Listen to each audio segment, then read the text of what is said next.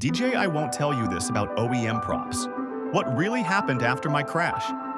20 minutes into a completely normal flight.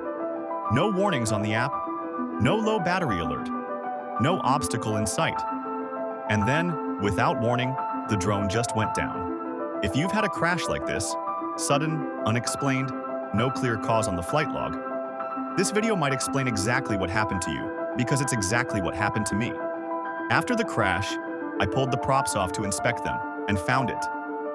One of the propeller tips, the soft, flexible rubber-like edge at the very end of the blade, had bent upward. Not snapped, not cracked. Just quietly deformed, curling in a direction it was never supposed to bend, throwing the entire blade out of balance mid-flight. Here's what almost nobody explains clearly. The tips of many OEM drone propellers use a slightly flexible compound, specifically designed to absorb minor impacts without shattering the whole blade. That flexibility is a feature, not a flaw, in theory. But under sustained flight time, centrifugal force, and heat building up from continuous rotation, that same flexible material can slowly soften and deform, especially after repeated use or in warmer conditions. A perfectly good-looking propeller that passed a visual pre-flight check can fail from the inside after 20 minutes of otherwise normal flight. And when that tip bends, even slightly, the aerodynamic balance of that entire propeller changes instantly. One blade is now generating different lift and drag than the other three. The result isn't a gradual wobble you can react to. It's often a sudden, sharp loss of control, because the flight controller is fighting a physical imbalance it wasn't designed to compensate for. Now here's the part that made this genuinely frustrating. When I brought this to DJI, expecting some kind of support or replacement, given it was a hardware failure and not a piloting mistake, the claim was denied. No compensation, no acknowledgement that this is a known failure pattern. Just a standard response treating it as an isolated incident, not a materials or design issue worth addressing. And to be fair to DJI here, I can't prove this is a defect affecting every unit, and it's entirely possible this was a specific bad batch, a storage or heat exposure issue, or something else about my particular set. But regardless of the exact cause, the practical reality is the same. It happened.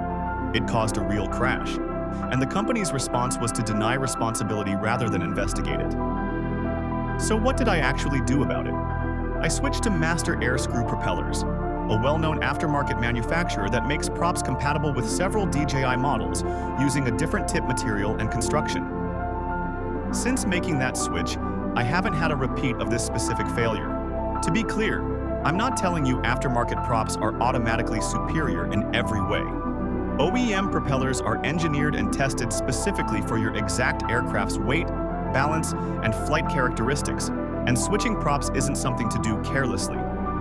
But if you've experienced this exact kind of unexplained crash, sudden, no app warning, no obvious external cause, inspecting your prop tips closely after any crash, and considering a well-reviewed aftermarket alternative is a legitimate response worth knowing about. A few practical things worth doing, whether or not this has happened to you yet. First, after any flight, especially longer ones, physically inspect your prop tips for even slight deformation, not just cracks or visible damage. A bent tip can look almost normal at a glance. Second, if you fly regularly in warm conditions or do frequent longer flights, consider replacing props more proactively rather than waiting for visible wear. Third, if you do experience an unexplained crash, document everything: flight logs, prop condition, photos, before contacting support. Because as I learned, having clear evidence doesn't guarantee they'll take responsibility, but it at least gives you the strongest possible case. This is the kind of thing that doesn't get covered in unboxing videos or spec sheets, and only shows up once you've actually lived through it. If this is useful, subscribe. We cover the real, lived experience side of this gear, not just the marketing.